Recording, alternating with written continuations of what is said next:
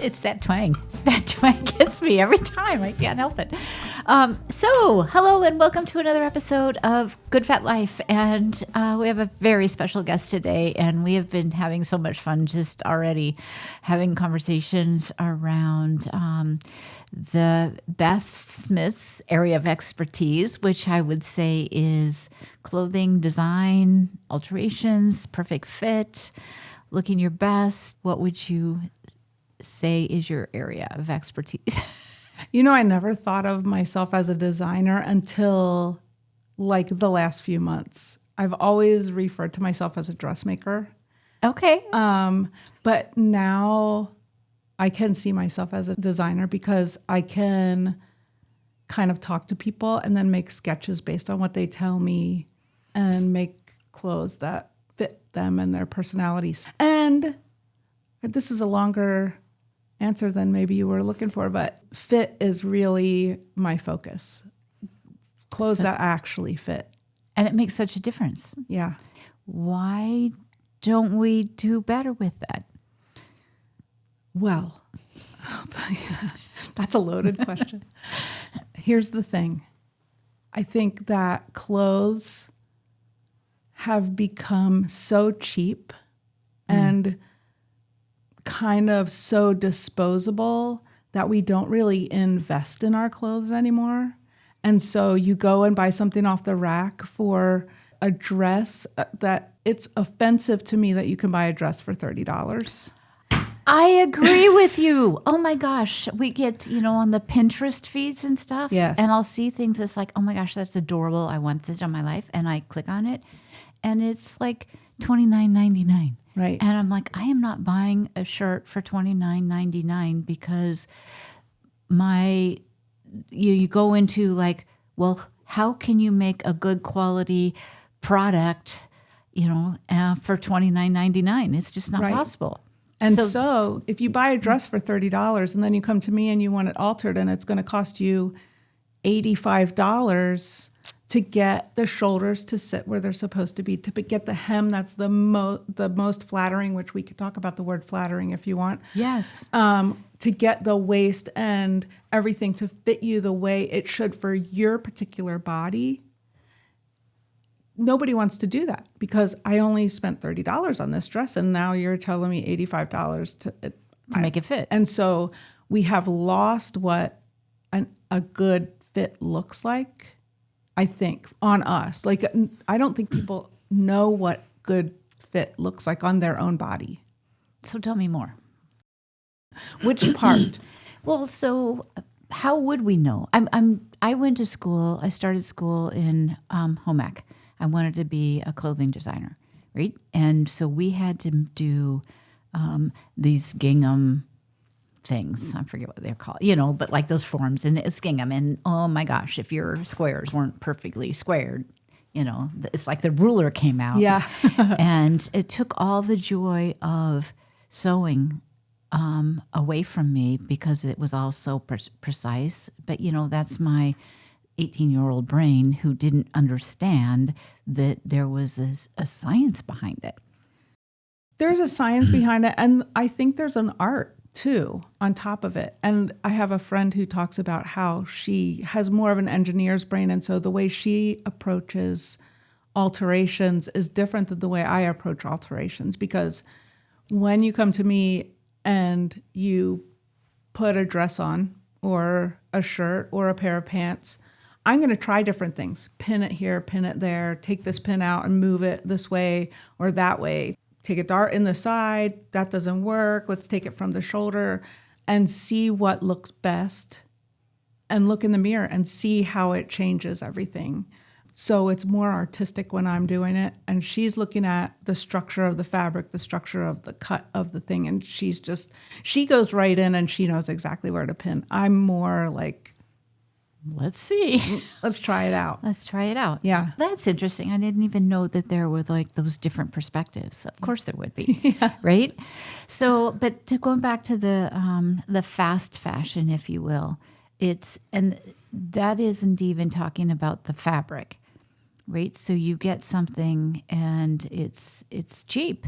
So for $30 of all the people that had to touch that, from making the fiber, Yes. from designing the fabric, from, then making the garment and the pattern and all the things that had to go in to make that one item for $30. To me, it's like there's a lot of corners that were cut along the way. A lot of corners. The fashion industry gives us things that they say are trendy. Look, this is in style now, but really it's a cut corner. It's a way to cut corners. For plus size women all know. You go into the store and there's all these cold shoulder tops. That's just a way to make a top so they don't have to make the shoulder fit anybody. Ah, okay. You had talked earlier about how the industries are changing where the sizing is just more one size. Lots of small, medium, large, extra large, right? You go in even with wovens, and then they add shirring or ruching. They add a drawstring at the waist. They add elastic at the cuff, and that is all ways that they can get around making it the right size. I never thought about that. So they just make a straight dress, put a drawstring at the waist. The end, it fits small, medium, large, extra large. Huh? Or with the. So they just changed the shoulder width. So it's not. Yeah. Huh. But also, there used to be a thing as a fit model. I mean, I think that higher end companies still use fit models. Those clothes companies, the other clothing companies, are not using fit models anymore. So they're designing a dress, they're using a pattern block to make it, they send it to the factory, they never put it on a body. And if they did, they would find things that were wrong. For example, I spend a lot of time with prom dresses. Okay. Prom dresses are not cheap. No, they're most not. of them. But when every single girl, no matter what her size is, comes in and, you see the same kind of style of dress. When every single girl comes in and they all need the same alteration, I know that dress was never put on a body. Like if I need to put a butt dart in every single dress, they didn't try that on anybody. And so, it's just another way of cut corners because you have to pay that model, you have to do the fitting, you have to send it back to have the pattern redrafted. So that's more money that you have to invest in that. So talk about fabrics. What are you seeing with fabrics now? I am in the middle of changing all my closets, right? And so my clothes are just this huge mess. Well, they've always been kind of a huge mess, but I'm trying to eliminate that huge mess by having organized closets. And one of the things that I wanted to do is like get rid of all those clothes. First, all the clothes that I haven't worn. Well, that's a lot. And then the clothes that don't fit right, they're going to go into take to Beth to get altered, right? Or, they need to go. But my other criteria is fiber. I want to have a wardrobe that's got a lot of linen in it, a lot of, natural fibers, wools, linen, cotton fibers. And I find they're available, but they're not available with interesting styling. They seem to be more very neutral pieces. Lots very blocky, very square. Yeah. And so that's not just that's true. That's true. Okay. Here's what I'm going to say about fabrics. One is there's some kind of science, and I don't understand it, and I haven't done a lot of research, but maybe you know about this. There's different vibrations, different fibers have different vibrations that work with your body's vibrations, and they can change the energy. They can change how you feel. They can change your mood. And so all of these man-made fibers may not be the best choice for us because there's negative vibration happening in some of them. And I don't know all the science. It's something that I've been wanting to look into. But I will say I think there's a place for polyester and nylon in our clothes. And the reason I say that is most people don't iron. And so when you get to natural fibers, that's when you start getting wrinkling. Everybody knows linen is wrinkly, right? add a little rayon to the linen, it drapes beautifully and it resists wrinkles. Cotton too. Cotton's very wrinkly. Add a little rayon or polyester in there. You have a beautiful feeling fabric and it resists wrinkles. So there's a place for it. I don't like the 100% man-made fibers, except I do like rayon a lot. But polyester, I don't like 100% polyester anything because it doesn't feel good. Well, it right? doesn't breathe, does it? Well, It can? I mean, if you look at all of the performance fabrics, they're all polyester. Ah, that's interesting. So it's like, So like wicking, costuming. water wicking. You know, it does. There are things that it's good for, but it doesn't. It's good in certain places, but in our clothes, if you want to look beautiful and you want to look elevated, maybe you should cut back on the percentage of polyester in your clothes. That is so interesting. So I'm glad you brought up about the vibration because even this Jim Gilligan and I from Snedecor's Cleaners have had this conversation.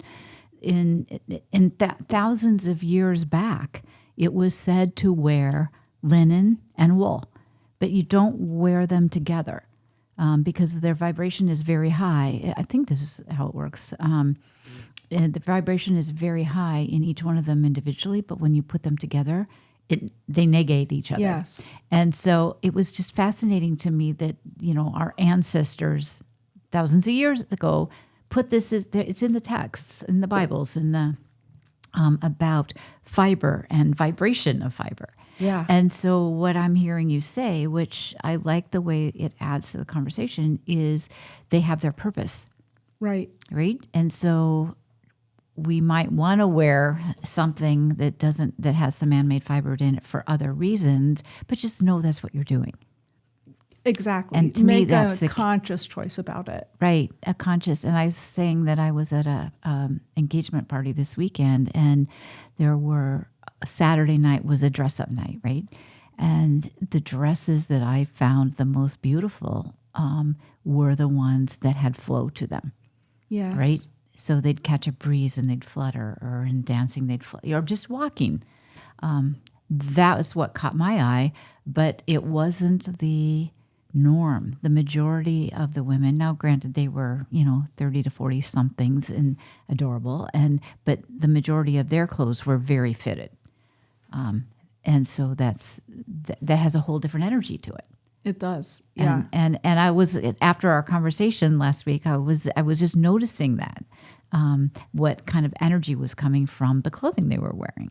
The other thing is, if you're looking at something like rayon, the reason I think that it was they started to make something like that, because it's a finer fabric, it's got a lot of drape, it's very flowy, is because to replace silk for people who can't afford silk, right? If you want a silk blouse from me and you want the good silk, you're looking at between $50 and $100 a yard. So just fabric right there, you're at $200-ish. And so for rayon, though, you can get that for between $12 and $20. If you want that look, then we're looking at man-made fibers, because natural fibers are expensive. They're more expensive because the processing and the work that it takes to get that fiber from the beginning of its life to fabric is labor intensive. Well, and that's why I was saying that, to get a blouse for $30, and you think about all the steps that had to happen to get it in your hand, on your body, there's a lot of steps, right? And the other thing that makes me crazy, which has nothing to do with what we're talking about right now, but I just thought of it, is people say to me all the time, when they come to me for alterations, I'm so happy you're doing this. Sewing is a dying art. It is not a dying art. You're wearing clothes. We're surrounded by things that are sewn in our, how is it a dying art? There are whole countries' economies that depend on sewing. It's not dying. We would be naked. It makes me crazy. But that's so true, right? In fact, it's probably, well, just with the amount of, you know, the fast fashion that ends up in the dumps. I mean, it's just so, it's a huge problem worldwide because there's such an abundance of it. But I hadn't thought about that before. So maybe personal sewing is a dying art or something. I don't know. What is a dying art is people who are willing to sew for others. Ah, okay. The home sewing industry is huge. People sew for themselves all the time. There's millions of people who are sewing in their house and making their own clothes. But they don't want to deal with other people because I don't know why, because I love my clients. Like once in a while I get one that hurts my feelings a little bit, or I wish I would have said no. But really, 99% of the people I meet are delightful. And that's what I love about my job, is just getting to meet all these people. And whether I'm making something from sketch all the way to the end point, or if I'm doing alterations to make something fit you perfectly, this is my favorite. The moment that woman puts that garment on and looks at herself and smiles at herself in the mirror, sees that she is beautiful just because I changed a couple of seams or I added a dart. Like, we don't know how clothes are supposed to fit. We do know that they don't fit, and that's why most of us, when we go shopping, leave feeling discouraged and disappointed and upset, and most of the time we direct it at ourselves and think that we're the problem. I'm ugly. I need to change. I need to go on a diet. My body is fat. I have this belly. I have this, I have that, I have that. No. It's because the clothes aren't made to fit you. And when you have clothes that fit you, it's a whole different thing. I've lost a little bit of weight. I've been, for the last 5-6 years, I've been 210 to 220 pounds. But most people didn't know that's what I weighed because I was dressing in a way that was flattering to my body. I mean, it wasn't like you looked at me and went, look at that skinny girl. I was not. It wasn't that. It was, nobody looked at me and went, whoa, because I was dressing in a way that was flattering for me. I had the right proportions. The waist was sitting right for my body. The lengths of the skirts were correct for my body. And my confidence was much higher. And last year I did a little experiment. I went to Marshall's because I hadn't bought clothes for myself in a while. I buy t-shirts, but I went to Marshall's and I took like 8 dresses in the dressing room. All of them were extra large, and I put them on one after the other. Every single dress had a problem, was gapping, it should have been my right size. And I didn't feel good in any of them. There was one that I would have settled for. And that is what we all do when we go shopping, right? There's, this I'm going to settle. Right. I can settle for this. Right. This will be fine. This works. It's not, but it's not like, oh my gosh, this is the most amazing thing. Exactly. Like, you always look adorable. I mean, you just always do. Thanks. But you're very purposeful about it. Yes. Right? It's not, you didn't just stumble into that, looking great all the time. It's because your clothes always fit, you're accessorized, and you have a confidence that shines through. Yeah. Right. And when you get that, when you have clothes that fit, it does affect your confidence. Yeah, I can see that. Men have kind of known that for years, like with their suits, when they have their suits made. It does make a difference, and you can always tell the difference for somebody who's had their suit made for them or altered for them and somebody who hasn't. Well, and why is it that men know they're going to go and get a suit and then it's going to be tailored, and women think that something right off the rack is going to fit them? That's a great question. You're absolutely right. Because it's just a given when men buy suits that they have them altered to fit. Are they special? No, it's probably cultural. It's what what they're taught, right? Exactly. At least that is so interesting. I think about these things too much. You do. No, not at all. Not. That's why we're having these conversations, because it's important to think about them. Yeah. We spend so much time and energy on our clothes, on what we wear, and we miss so often. The other thing that I think about a lot, the thing I love to make the most are everyday clothes. I do special occasion dresses, obviously, and I do alterations on special occasion most often. But my favorite thing is everyday clothes, because I don't understand why we're willing to go to the store and spend $500 or $700 or $1,000 on a dress we're going to wear to one event. But we want to go and buy a pair of jeans that we're going to wear every week, hopefully for longer than 6 months, but usually not longer than 6 months. But we're going to go spend this money on a pair of jeans that we're going to wear all the time, but we don't want to invest in that. In that they fit right. That they fit right, that they're made of high quality. I have a client who I made this pair of denim trousers. They have pleat fronts. It's a fly front. They're wide leg, like super wide leg. They have a little cuff at the bottom. They're the most adorable jeans. She's had those for 3 years. They still look like new. Now, my stuff is not cheap. So, you're looking at probably $700 to have those made. But if you think about how many pairs of jeans you're going to buy in 5 years and add up the money, it comes close to what you're going to pay for me, but you're going to have a pair of jeans that fit, and you're not going to feel bad about yourself when you look in the mirror. You're not going to be like trying to hide your stomach with a shirt over top, or, like every time you put them on, you're going to feel good. You're going to feel amazing.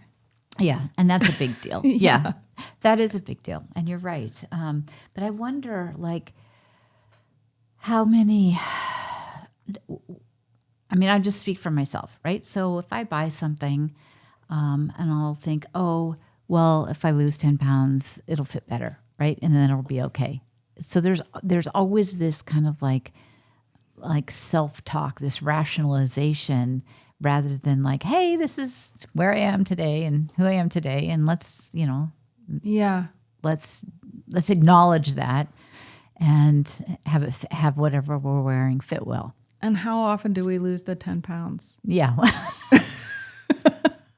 Still having that conversation. Only it's not 10 anymore. It's like 25. So, yeah. But that's a whole nother topic, right? But I think that's another thing. You hesitate to invest in something that's made for you right now because I'm going to lose this weight. I'm going to lose this weight and then it's not going to fit. But actually, your clothes fit you like usually within a 20-pound. Really? Window? Like 10 pounds for sure. Yeah. Sometimes up to 20 depending on what it is. Huh. That's interesting. So you really don't have to worry about it. Most of us are not doing that. I mean, unless you are doing something specifically to lose a lot of weight. But most of us, if we lose 10 pounds, we're happy. Your clothes are still going to fit you. That's a good thing to know, especially like I said, as I'm in the middle of like really going through everything. Size is about 10 to 15 pounds between each side. Oh, I never knew that. Mm-hmm. That's interesting. And does the length, your ideal length change depending? So that's going to stay constant. Yep. You're not and what gonna about get shorter. shoulders and stuff? Shoulders change a little bit, but not enough to worry about. Like, because these shoulders are set in a little bit further than I would like. So, but like if I lost a little bit of weight, they'd still be. They fine. might be. Our shoulders don't change that much. No, not that much. Huh. That is so interesting. So what would you suggest for somebody who's who's listening and saying, I don't even know where to start? Like, what would you suggest is a good place to start to move your wardrobe into where everything fits you perfectly?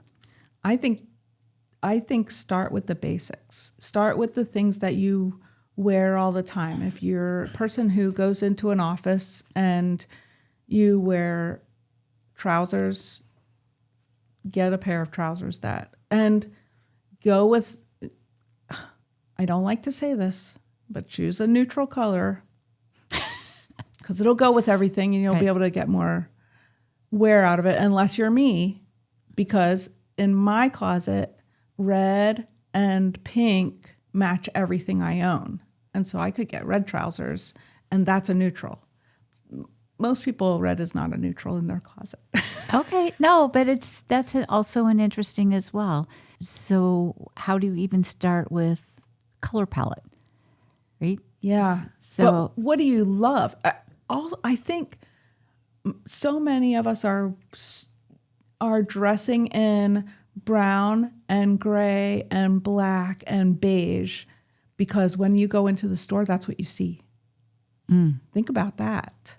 It's not because it's what most of us prefer. Some people prefer it. Some people like that better, and that's fine for them, right. not for me. But really, what would make you feel amazing? Do you want a color? And if you do, what's your favorite color? Start building your closet around that. Like if you love royal blue, make that a color that you're building things around. That could be a basic. Yeah. Yeah. Yeah. I just bought some pink pants. They are gorgeous. They're adorable. I thought, well, for summer that could be fun. Yes. Right. And so, and it's fun.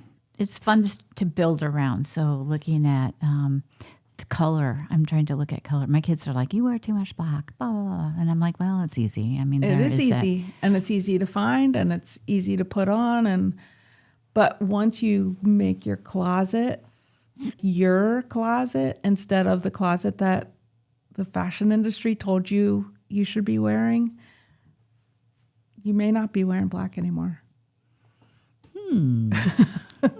But yeah, I would say start with the basics. And if you love button-down blouses, a blouse is a good place to start because it's a little less of an investment. And then you start to see, like, when the shoulders sit here rather than down here, that changes the way your body looks. And when this seam is the right length for you, or the bust darts are sitting at the right spot and hitting you at the right spot rather than like up here or down here, it changes the way you look up here. And it's hard to explain what actually changes, but you can see it. And you can feel it. For sure. That is so true. Well, I'm so excited, Beth, about now going through my clothes, right? And seeing what's possible. You're local, so I can come to your house. I can bring my things to your house, and we can work with it. Right. So for somebody that's maybe not in our area, and it's and we will put your contact information and all of that in the show notes. But for somebody who's not in our area, who maybe wants to find somebody who can do alterations for them, what's a good way to find somebody? So alterations wise, look on your local Facebook pages because that's where I advertise. And I know that there's a lot of people advertising on their local Facebook pages if they're doing alterations. And also Google is a great way. But ask in your local Facebook group, who have you gone to for alterations? Because alterations, really, you need somebody local. Right. If you want me to make you something custom, I can do that long distance. And there's ways for me to do that. But alterations is a little more difficult. Although I probably could do it the same way I do my. I just had an idea. Anyway, there you go. But there's lots of local alterations places. I would say you could start at the dry cleaner, but ask around first because some of the dry cleaners are only going to do basic things, right? They'll hem your pants. But if you really need, like my daughter has a tiny waist and larger hips, and so she has to have everything altered in the waist. And I don't know if I would go just to I would find a tailor. who can do that for Yeah. you rather than the dry cleaner. So, and it sounds like you're open if somebody wants to have a conversation around what they could do. Next steps, you'd be open to talking to them. I'm always open to talking. No. I love that about you. It's so much fun to talk clothes with you because you love it so much and you know what you're doing. And it's like, I always learn a ton. And it's, I don't know, it just makes my heart sing. So on that, talking about clothing care, one of my biggest self-cares is Sned Course cleaners, right? So I got I put stuff out this morning and I got a delivery back today with the things that my tops, summer tops, because they're linen and I want them to stay crispy white and just be able to grab them. So anyway, Sned Course Cleaners is amazing and they know what they're doing, and they have Jim Gilliland, who owns the company, loves fibers and fabrics, and we've had some great conversations that, I just didn't know. And so anyways, check out Sned Course Cleaners. They make your life simple, your clothing simple. And also check out goodfatlife.com. We are in the middle of getting ready for our third quarter issue, which is so hard to believe we're that time of year already, right? And so there's lots of activity, and check us out, our website out for all the kinds of things that are going on in the community. And lots of them are Zoom, and you can participate in person or online. So that said, Beth, thank you so much for being here. And I'm so excited about all the projects I know that we have coming, right? Right. It just kind of opens the world up of what's possible. And on that happy note, go out and live your Good Fat Life.